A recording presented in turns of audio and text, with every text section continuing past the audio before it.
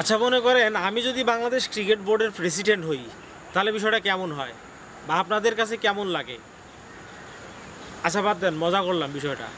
Bangladesh cricket board president বর্তমানে ফারুক কাকা যে ধরনের অনিয়ম দুর্নীতি শুরু করছে, সেইখান থেকে আমরা একটু নিস্তার পাইতে চাই। আমাদের এই ক্রিকেটটাকে আমরা একটু বাঁচিয়ে রাখতে চাই।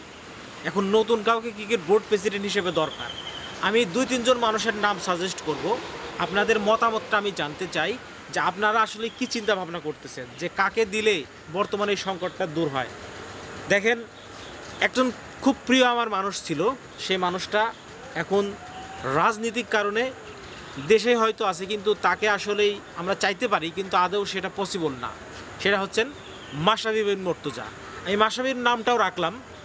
দ্বিতীয় অপশানে রাখলাম সঙ্গীত শিল্পী আসিফ আকবর। তিনি একসময় ক্রিকেট খেলতেন, ক্রিকেট নিয়ে প্রচুর ভাবেন, তার ক্রিকেট নিয়ে অনেক চিন্তা ভাবনার জায়গা আছে।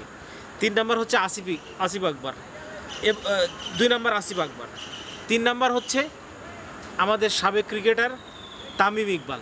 তামিম ইকবাল যদি ক্রিকেট বোর্ডে আসে, আমার মনে হয় বিগত দিনে যারা যারা ক্রিকেট বোর্ডে দায়িত্বে ছিল তাদের থেকে আমার মনে হয় একটু ভালো হবে।